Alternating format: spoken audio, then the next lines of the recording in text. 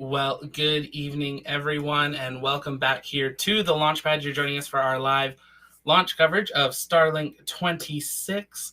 SpaceX is live, so we're going to pull that up here. They went live a couple minutes early, but as we get settled in here, let us know where you're watching from. Send in some questions. We had a few come in before we got started, so we will go over those when we get into the coast phases. Normally when SpaceX goes live, they'll be coming up to probably around the 10 to 15 minute mark until liftoff. So we'll pull that up here just so you guys can see it, and we'll make sure we pull them up once they actually get started. And there we go. But let us know in the chat where you're watching from. Did you watch Saturday Night Live tonight? We were hanging out in our Discord community. If you haven't joined that, the link is in the description. You can jump on over there. We were watching it in our community, chatting about it. Love to hear your thoughts on an interesting evening for it. I see Dragons here. I know we've got Marcus here. Lots of different people, so say hello. And we're just going to take a quick minute here, and we will be back when SpaceX is live.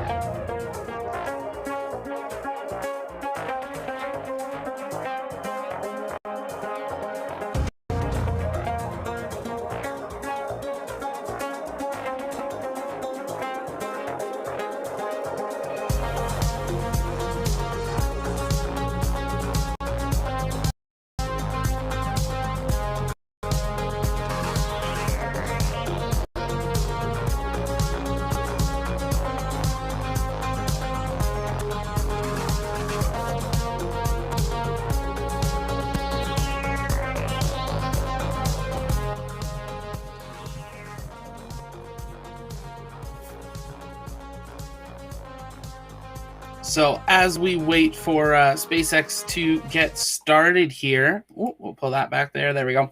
Had a couple questions coming in the chat. What time is takeoff?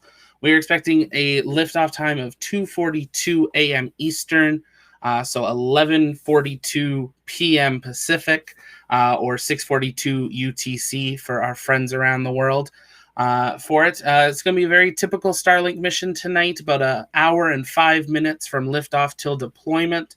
The big thing about tonight is that this is the first time we will ever see a Falcon 9 booster fly for the 10th time. Now, Elon had originally said, maybe they could get up to 1,000 reuses of a booster.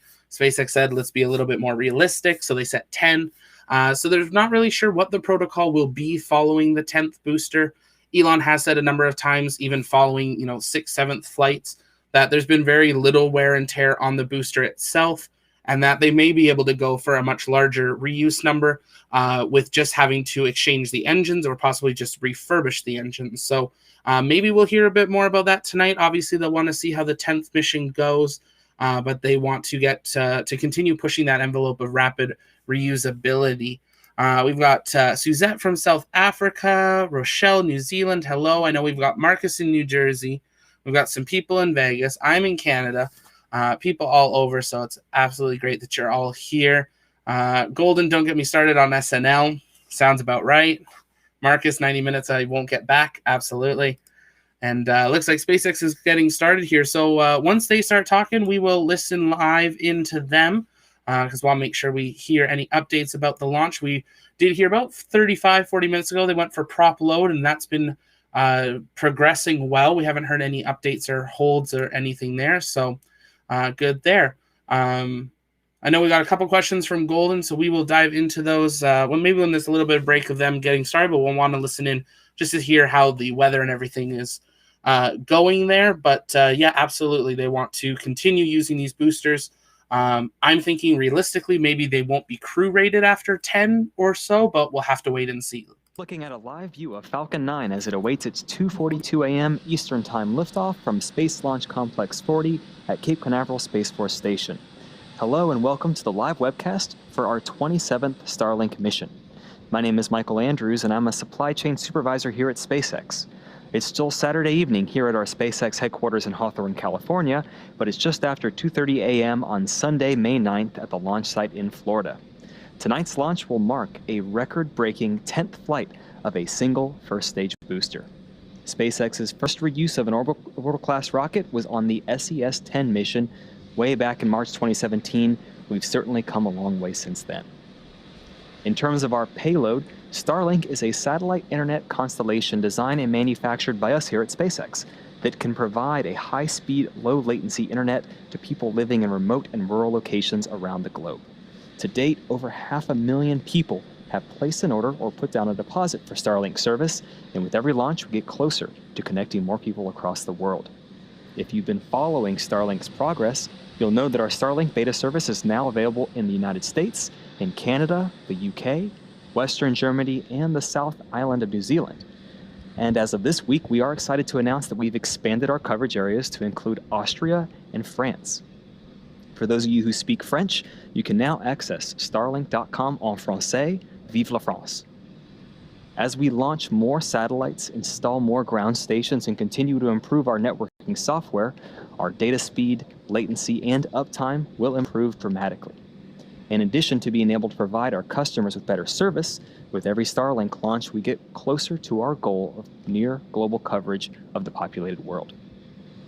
As many of you might know, May is Asian American Pacific Islander Heritage Month here in the United States. This month is dedicated to recognizing and celebrating Asian Americans and Pacific Islanders that have helped shape our nation's history and culture through multiple generations. Here at SpaceX, we're committed to challenging all aspects of our business to make sure we're all around inclusive and that we hire folks from a diverse background. To kick off the month of May, we're proud to partner with our internal Asian American Pacific Islander Employee Network, known as APIX, to celebrate AAPI heritage and also support relief work in India, to assist in COVID-19 related emergencies, but also to help end poverty and achieve social justice. To learn more about Asian American and Pacific Islander Heritage Month, please check out asianpacificheritage.gov. In terms of our mission, currently we're at T-minus 9.5 minutes and all systems are go for an on-time liftoff tonight. There are a few major milestones to watch out for during our launch. The first is stage separation. This is where the first and second stages separate from each other about 2.5 minutes after liftoff. After stage SEP, the first stage will return back to Earth and attempt its record-breaking 10th landing on our drone ship called Just Read the Instructions. Now, while that's happening, our second stage will continue on its journey. In order to get our satellites to their intended orbit tonight, we have 2 coast phases, and we'll be igniting our Merlin vacuum engine twice, with the eventual deployment of our Starlink satellites occurring around T+1 hour 4 minutes.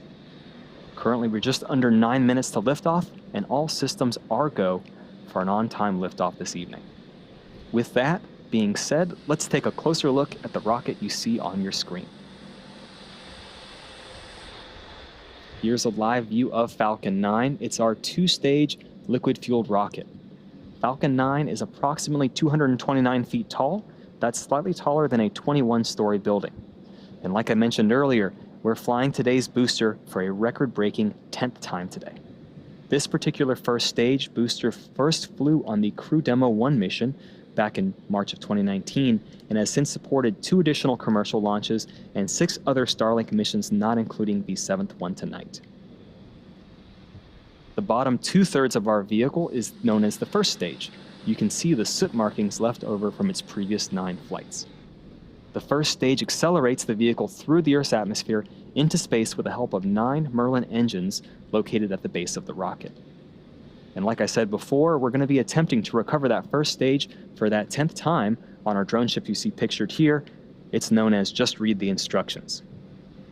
Going further up on our vehicle, you'll see a black carbon fiber interstage ring, and on top of that is that white Falcon 9 second stage, which has a single Merlin vacuum engine. We call it the MVAC engine.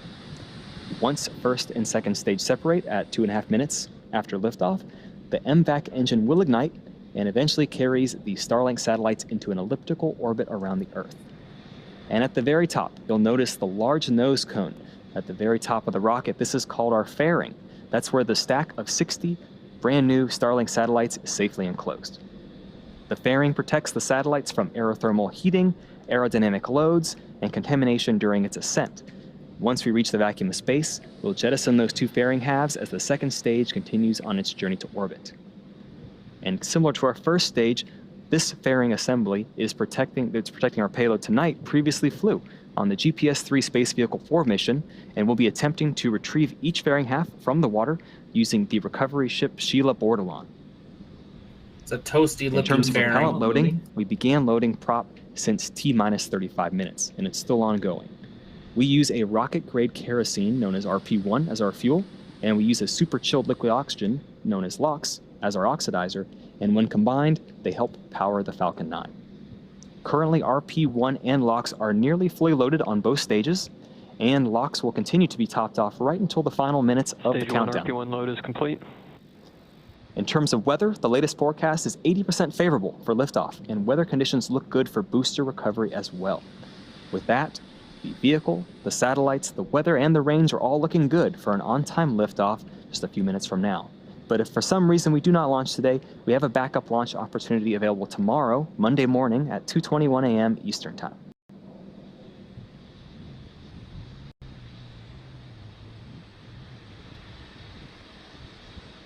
For those of you following SpaceX, you know that it's been an exciting time for the development of our Starship launch system.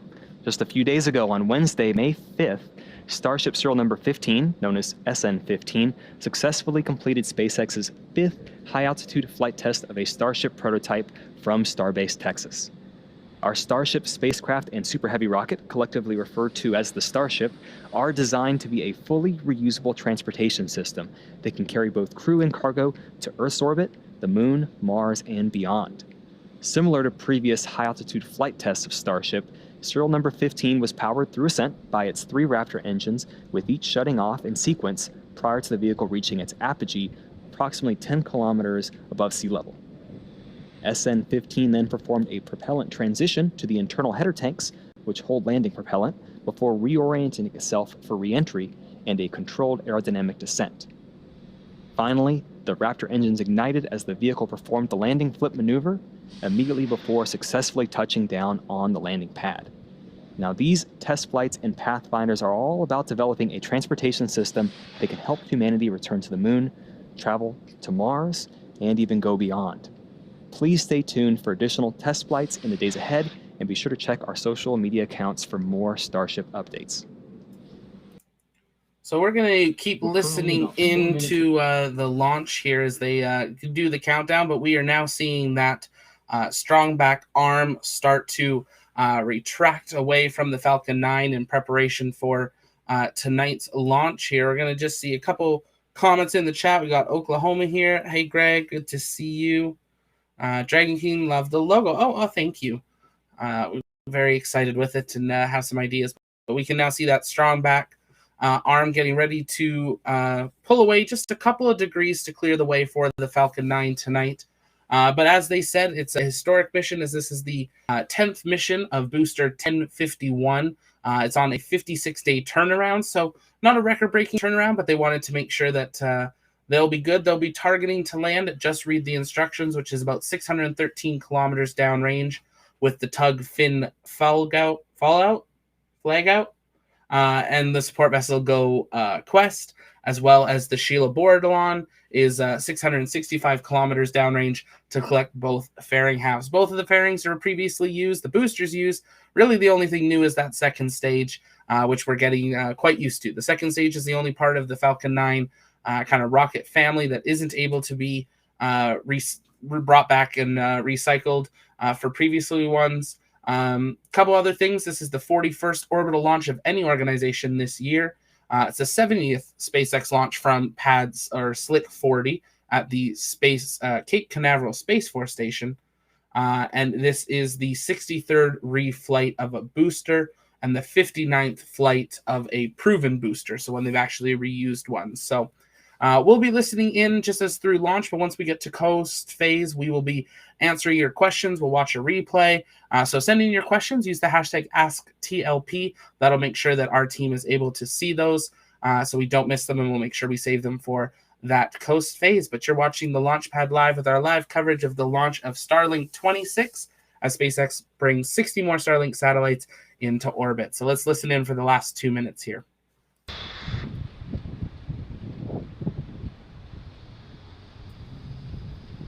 Of course, when I come back, he's not talking. So at this point in time, just over 2 minutes, LOX loading on the second stage is wrapping up. Stage 2 LOX load complete. We've just heard confirmation that LOX loading is complete on the second stage. You're going to start to see a larger accumulation of white clouds forming around the vehicle. That's totally normal at this point. That's because we've topped off the vehicle with liquid oxygen, and any excess there is going to vent and boil as it becomes exposed to the ambient air.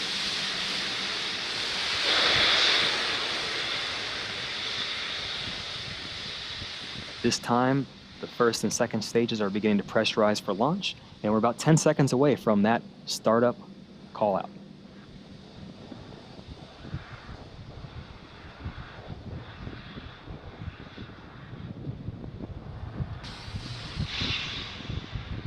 Falcon 9 is in startup. We've heard that startup call out, and we're now waiting for that final go for launch call out from our launch director.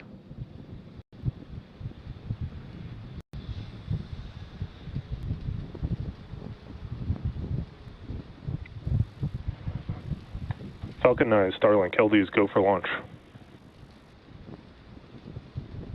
We're ready to go. Falcon 9's ready to go. All systems are go for launch. Now let's listen into the terminal count and watch as Falcon 9 takes our 60 Starlink satellites into orbit on its 10th flight.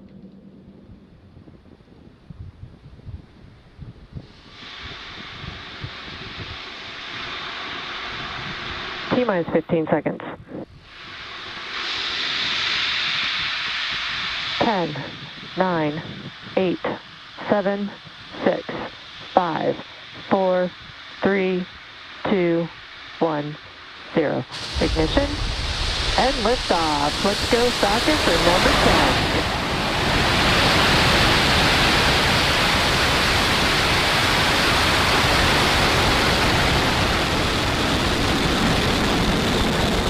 10. Vehicle's pitching down range. Vehicle and chamber pressure is nominal.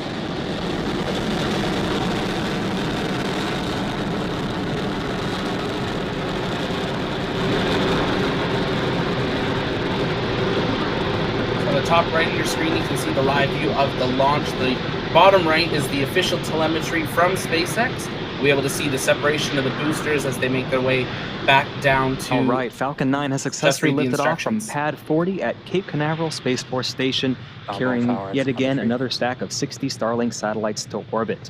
Just moments ago, we throttled the engines down in preparation for max Q. That's the point of maximum aerodynamic pressure, occurs right after we go supersonic.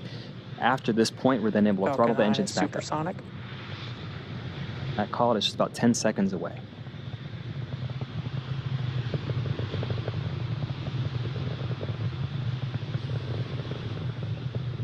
Max Q. We've successfully crossed the max Q threshold. We're throttling our Merlin engines back up. As the atmosphere gets thinner and thinner, the stresses on the vehicle continue to diminish. And we're just about a minute away from 3 major events happening one after another. Main engine cutoff, known as MECO, stage separation, and second engine start 1. To explain the first one, MECO, this is where all 9 M1D engines shut off and they slow the vehicle down in preparation for stage sep. And that's where, once again, the first stage and second stage separate. Stage 1 makes its way back down to sea level for landing, and stage 2 continues its primary mission, along with the fact that the MVAC engine lights up and propels that second stage along with the Starlink satellites to orbit. Following a nominal trajectory. We're 30 seconds away from those events. Falcon 9 continues to be on nominal trajectory. Our MVAC engine is starting to chill to prepare for that second engine start just about 20 seconds from now.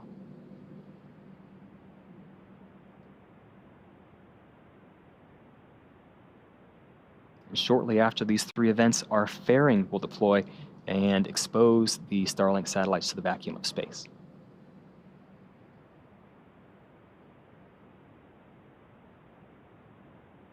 And there's Main engine Miko. cut off. Stage separation confirmed.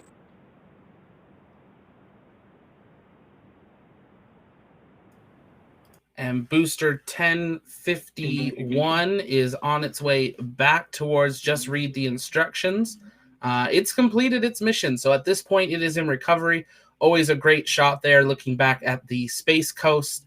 But at this point, and we say it with these older, mission leading boosters that at this point, it's now a bonus if they can recover it. This is still quite new.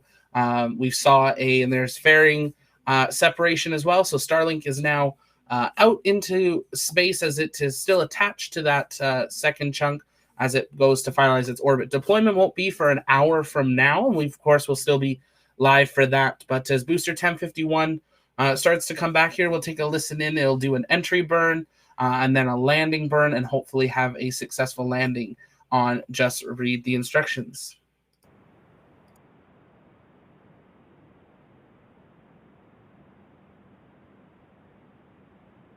We're just about 4 minutes after liftoff. For those of you just joining us, we have a lot going on. On the right-hand side of your screen, you can see our second stage and its MVAC engine is burning, carrying 60 Starlink satellites to orbit.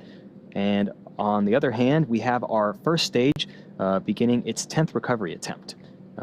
As stage 2 continues to burn, as you see here, stage 1 is actually going to execute two separate burns in order to make its way back to Earth. The first of which is the entry burn, just a little more than 2 minutes from now. 3 of those M1D engines will reignite. This helps slows the first stage down as it re-enters the upper part of the Earth's atmosphere and reduces the loads on the vehicle. After that burn starts, ends, and is confirmed, we get ready for our final burn, the landing burn. It's a single center engine burn that brings the vehicle speed down rapidly in order to land on the drone ship safely.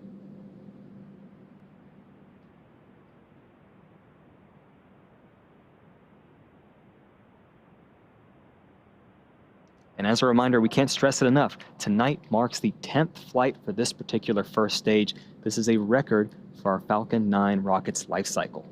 This particular booster first debuted on our Crew Demo 1 mission just over a year ago. Now, reusability is critical to what we do at SpaceX. This fact that we can reuse our first stages, it allows us to refly the most expensive parts of the rocket, which in turn drives down the ultimate cost to space access. And although this is the 10th time for this rocket, we first reused the orbital class rocket on the SES-10 mission back in March of 2017. It just goes to show how far we've come since then. If you want to see all the flights that this booster has done, head on over to our Twitter channel at TLPN_official, or jump over on our Discord. We have an infographic that we release for every Starlink mission and other rocket launches. We have the full list of the previous uses of the booster, but also of the fairings. And as we come up to the entry burn, we thought we'd pull it up here, fuller screen, just to have that good view of the entry burn and then the landing. And we'll keep the telemetry here as it starts to spread out, gets a little less detailed, but let's keep listening in here. And I saw a couple questions in the chat. We'll make sure we get to those once we're in the coast phase. About 190,000 pounds of thrust apiece during ascent and descent.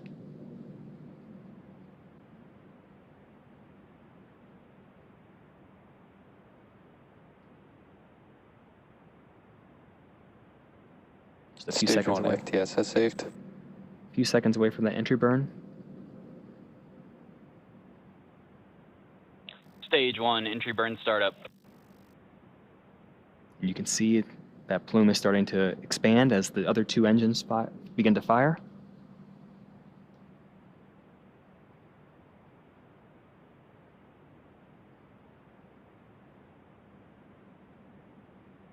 Stage 1 entry burn shutdown. And there you go, the entry burn has successfully ended. and it looked like a really clean entry burn there, and you can see it coming through some looks like moisture in the air, actually, coming through some clouds probably. I see on a rocket indicates if it's been flown before. Here's an explanation of how that soot forms and why that first stage is so dirty in this case. The rocket-grade kerosene, RP1, that powers Falcon 9 is carbon-based, and when you burn it, it creates soot. Now, as we approach landing site, like you saw just now, that long entry burn slows the vehicle down, and since we come in engines first, the booster flies through its own plume and exhaust, which deposits soot on the rocket. And if you watch the feed, like you saw just there, you saw that soot starting to fly up and stick to the lens. Be interesting to see if we have the good landing view. We've had the last couple missions of the from the kind of the top, like that view we just saw for the entry burn.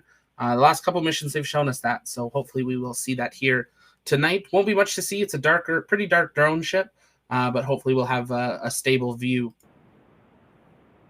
And there's that view we were looking for. Landing burn's begun. Hopefully we get continuous coverage. Terminal guidance. And also our second engine will cut off shortly after this landing attempt. Stage 1, landing leg deploy. We have continuous views right there. This looked great.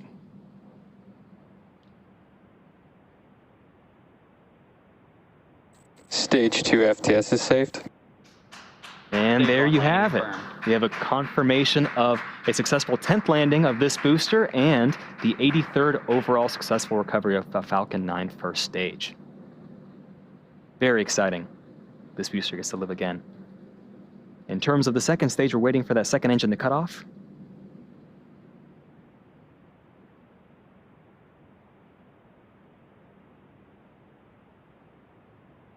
That second engine has cut Nominal off. orbit insertion. And we have confirmation from the GNC team that we are now in a good parking orbit. Second stage is now going to coast in this orbit for the next 35 minutes or so. We'll leave you with two things. We're going to leave you with this animation showing you where you're at in this coast phase, along with some groovy space tunes. We'll see you back here around T plus 44 minutes for that second engine start 2 phase. And just like that, they have... there we go, they're just transferring their signals.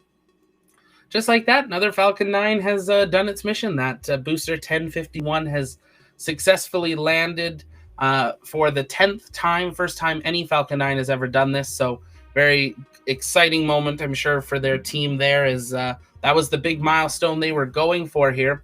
I'm going to catch up on a few questions that we saw in the chat. We'll keep their feed up as long as they have it, and once they go to the map, we'll pull some other stuff up here for you. But we saw a question, another new launch. Yep, this was 60 more satellites, bringing their number well over 1,600 in orbit at this point. But another great landing view there. It seems like they're getting really solid feeds now from that, and you can start to see that sunrise as the booster makes its way around here. But keep your questions coming in. We're going to be going through here. We see we got Dragon in Oklahoma. We got Rainable. I saw a question from Dragon King. Where does Falcon 9 get fueled up at? Is it at like the bottom of the tank? From what I remember, it is very similar to what we have seen with Starship, where it fuels up from the bottom and then fills up. Now, obviously, with the second stage, that does go up that erector stand, and that's why we see all that venting as at the very end as they clear those tanks. But it would be the bottom up. They don't want to get extra like oxygen and stuff mixed into the tanks. They want to make sure they're filling every last part of it there. So that's the best way of doing that, making sure there's no bubbles in there. What part of the country are these satellites going to fly over? So the best way to answer that, Alan, is actually more to show you. Now, we don't have exactly where this set of 60 satellites are going to be going, but we can pull up a website that anyone can pull up called Stuff in Space. So I'm just going to bring that up here. There we go.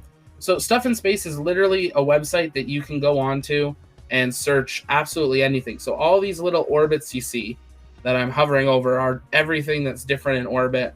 And you can pull quite far out and see, you know, those quite distance. Like, let's see if we want to do like Sirius XM. Here's the Sirius XM ones. And based on when they were launched. So you can take a look at really anything here, but you can go in, type in Starlink, and actually track an exact satellite So they're well over 1,600 now in orbit. So you can come in and see the orientation and the inclination of that satellite. Now, pretty much all of them have launched at the same inclination. The reason we're starting to see them all have instantaneous launch windows is because now they're trying to fill those gaps. SpaceX has said that with Starlink-28, they should complete the minimum they need for covering the entire Earth's in their Starlink service. So we've got 2 more until that point, and then it'll be all about making better service, able to handle more workload of more people on board, and then upgrading possibly to the 2nd generation of Starlink satellites, which we're expecting to see probably in the next year. There's going to be 8 shells total for Starlink. They're currently working on shell 1. They have, I believe it's until 2024 to complete the first half of the first 4 shells and the first half of the second set of 4 shells. Then they have until 2027, I believe it was, to complete everything before they risk losing their frequencies for it. So they do get a set timeline, like all of them do, OneWeb and some of the others that are looking at coming up. They're given a set amount of time to get their satellites in orbit and operational. And the thing is, for SpaceX to do that, they need Starship. They can keep launching 60 at a time, and we're getting to see 3 to 5 of these, it almost seems, a month, depending on the layout of the timeline on the launch pads for usability. But 60 times 5, it's not a ton. Starship should be able to release, the estimates are about 400 at a time, and that's going to make quite the difference here. But you can take a look. This is showing you all of them. There's a few of them that are in a polar orbit that they were doing a test on when they did I believe it was a rideshare mission, and they just threw a couple extra Starlinks in at the end for it. But this is going to be showing that list of where they all are. But there's a lot of stuff in orbit. In the next 8 years, by the end of the decade, there are an estimated 75,000 plus satellites that should be launched. If we're including all the Starlinks, all the OneWebs, the Chinese internet satellites, and stuff. That's not including space stations or anything. So that's just satellites. So it's going to get busy up there. Starlink says they have, deorbited ones that are no longer functioning, and they will continue to do that as required. They haven't brought too many back. I believe it's around 50, and they were generally some of the earlier ones. But take a look at that website, Stuff in Space. We're not affiliated with them, but they're a really great resource to take a look at what's in orbit and what will be kind of going over your region, because there is quite a bit there. Yeah, we'll pull that back. We'll do it this way. That way you can keep a track on where it's going. Next thing that we're waiting for is the 2nd stage small burn. Looks like it's going to be about 2 seconds here tonight, and that is when they will finalize the orbit. And about 25-30 minutes after that, the 2nd stage will start to spin and prepare for deployment. Deployment's expected about 4 minutes after the 1 hour mark. So we've got about 50 minutes until we see deployment. So we'll keep answering some of your questions here. Taz, shout out for Taz. Sure, how's it going, Taz? Amazing start to an epic weekend. Awesome to hear that. Dragon, thanks, but I meant the hoses that fuel. Oh, yeah, okay, yeah, on the bottom there. I was sent that message. Make sure we followed up on that one. Let's see. George, keep up the good work, buddy. Well, thanks so much, George, for watching. Great to have you here. Golden, please land. I want that good camera view. Yeah, it was a great view there. GameStrom, I'm headed to bed. Have a good night, everyone. Have a good night, GameStrom. Great to see you here again tonight. I know it's a later one. Because these are instantaneous launch windows, they're not really at the nicest of hours anymore for them. And we'll try to bring them to you as much as we can. There might be a few here and there that we missed, if they started at like 4 a.m. But we'll try to always have at least the feed up, so it's easier for you to always find there. But yeah, another good launch from SpaceX here. So keep the questions coming. We're going to be live here until through deployment. Lots of things to talk about. If you haven't taken a moment, we released a couple new videos talking about the Sierra Space announcement with Dream Chaser returning to the Kennedy Space Center. We have our space toilet video you can check out to see, do you think you'd be able to use a space toilet, and a couple of flash updates about the Mars rover and helicopter. So definitely take a couple minutes there and check those out while we are waiting for the coast phase to progress along. And we'll go from there. What part of the country are these satellites going to pass over? So they'll pass over most of the world. Every time they go around, just like the Chinese one we saw tonight, every orbit it completed, it would pass over a different part of the planet. It takes about 90 minutes generally to do a full orbit. For that, they will be a bit faster of an orbit just because they're lower right now. They get deployed at the 250 kilometers, I believe, just about.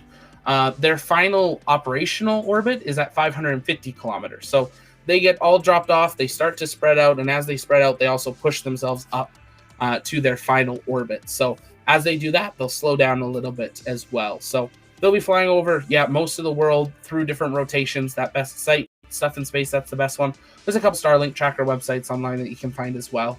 To find out what satellites kind of over you. There's a couple apps as well if you want one where you can like look through your phone screen and see what's above you. Sherry, you should move to Florida. You would enjoy living. Oh, I want to.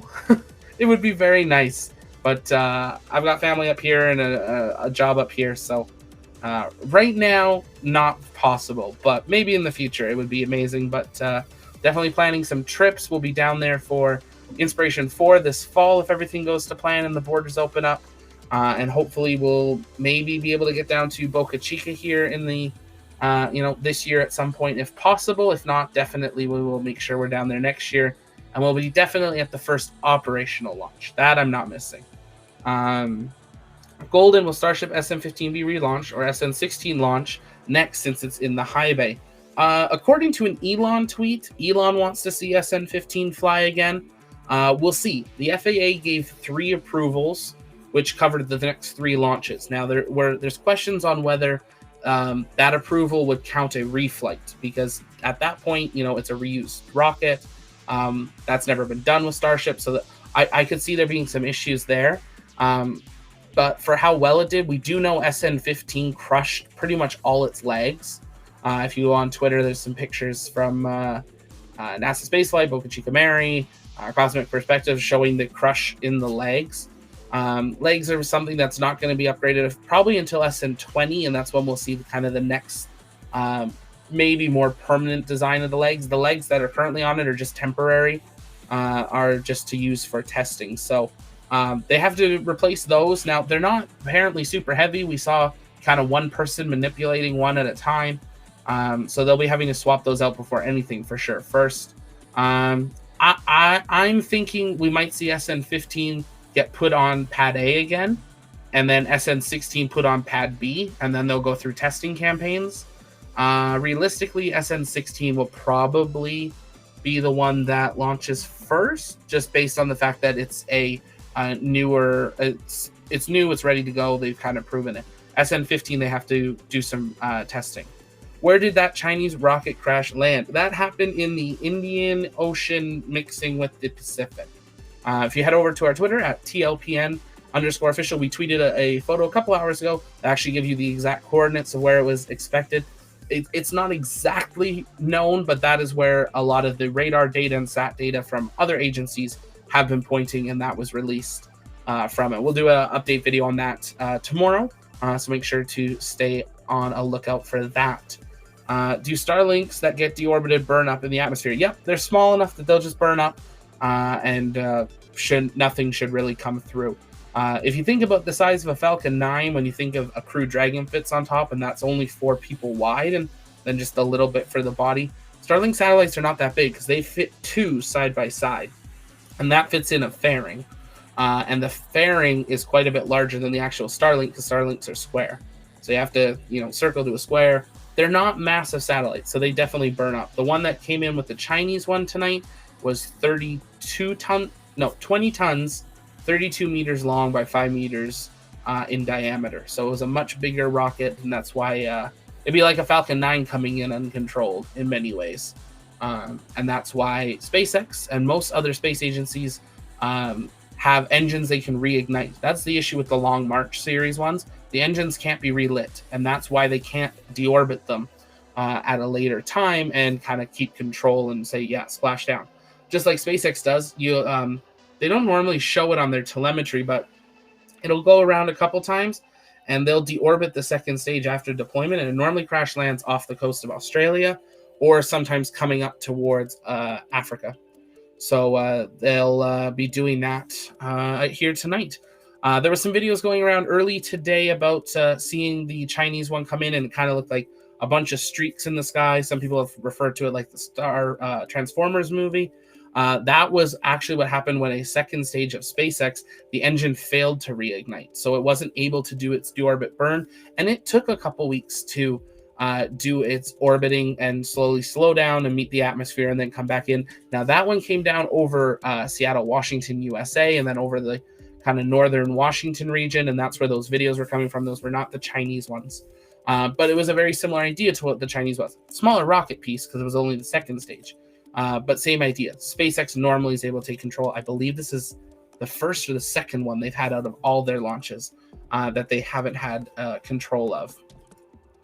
So SES-2 is going to be your second, basically your second stage engine ignition to finalize the burn. So it stands for second stage engine start, and then second stage engine cutoff is just very quick. It's about 2 seconds today. It ranges between 1 and 2 second burn depending on the launch and how that goes. And that's just to finalize the last little bit of their orbit. And then about 25 minutes later, they will start to, moving this way here. It's going like this. It launched this way, like that. And then it'll start to spin.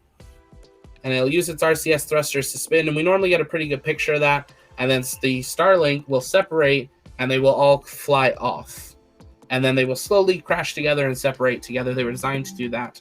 But you can see there, that's a stack. So there's 30 on each side. And then there's a big pin that goes down the middle that holds them down.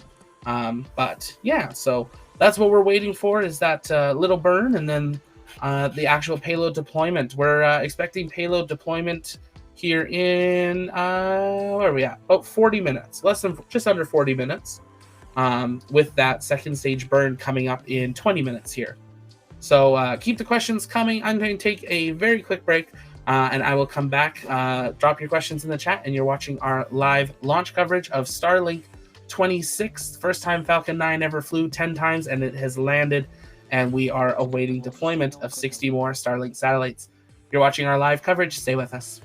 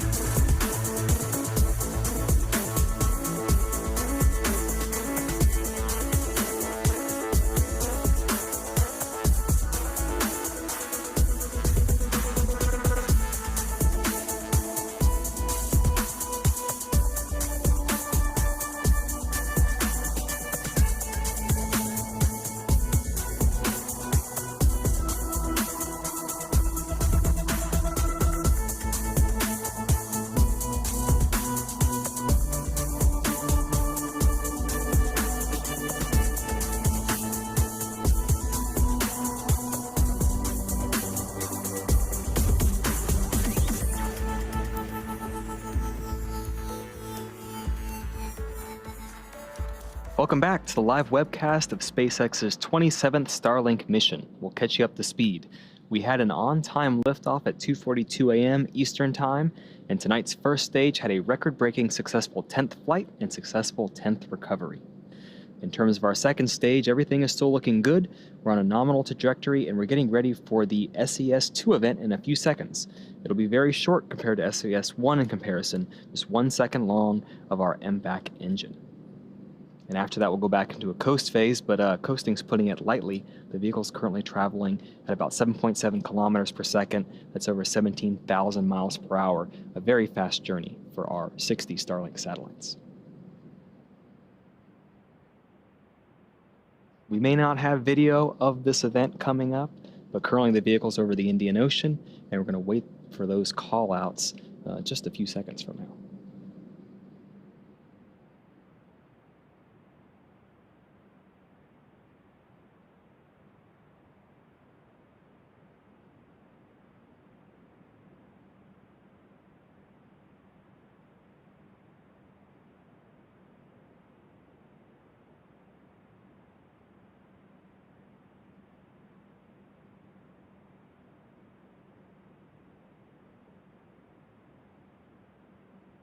And then once this event is confirmed as being good, we'll wait to see if we have a good orbit before we continue our second coast phase before payload deploy.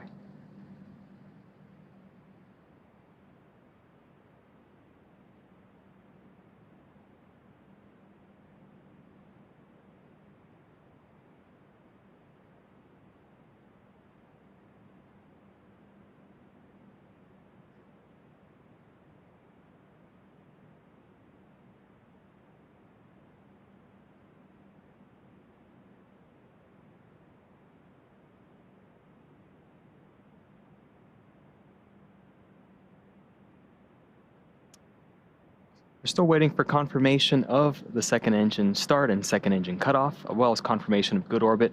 But regardless, we are going into another coast phase. This one will be a little shorter.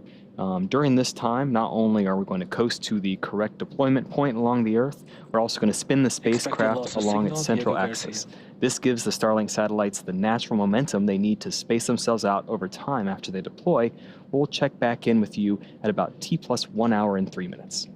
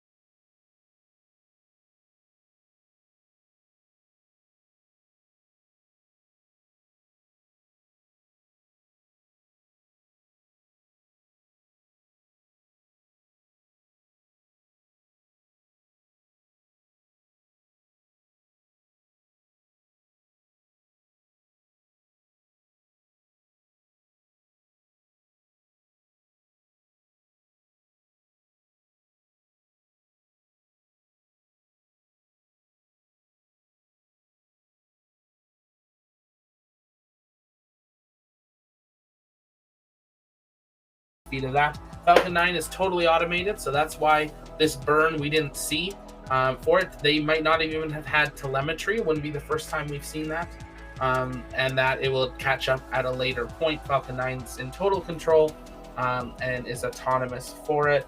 Couple questions here. With so many Starlink satellites in space, wouldn't it be easy for China to capture one and then copy it? China doesn't have a vehicle to do that. I mean, the Soyuz, I guess you could do like with Russia, but China really doesn't have a crewed capsule to use.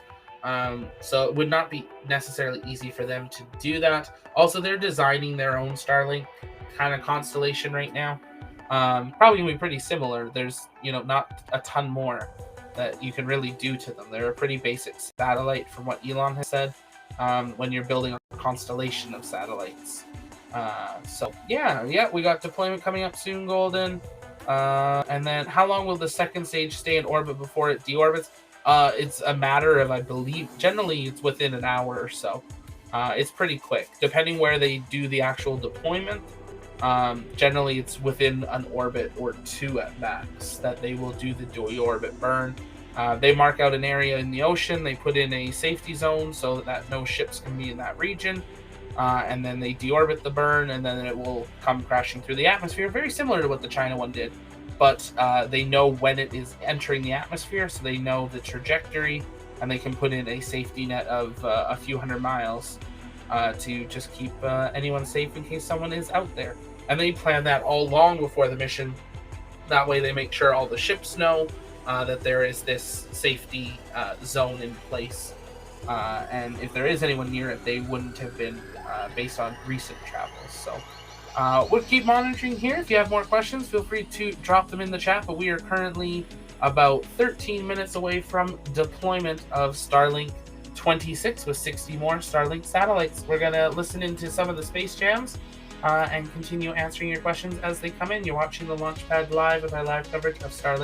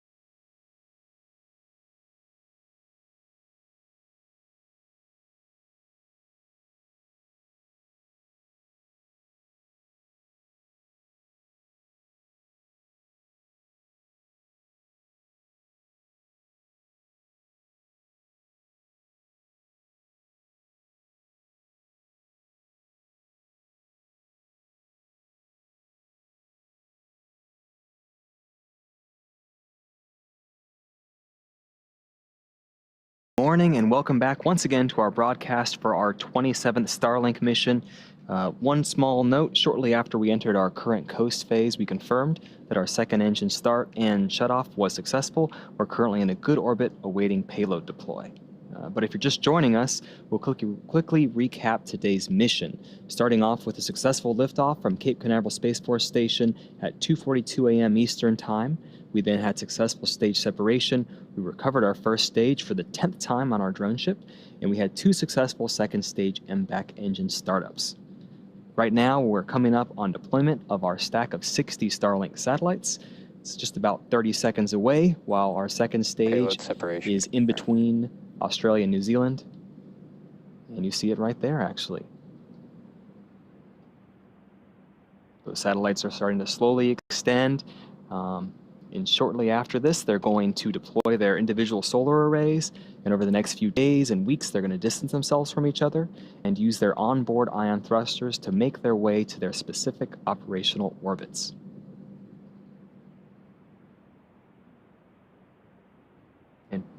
And with that, that will bring our webcast to a close for today. We want to thank the Range and the Federal Aviation Administration for supporting today's mission. And thank you to you, all of our viewers, as well to all of our Starlink customers using our beta service at this time. Nominal payload If you're insertion. interested in being part of our beta program, please head over to starlink.com and sign up. I hope you enjoyed the webcast tonight, and a special thanks to all the mothers out there. Happy Mother's Day.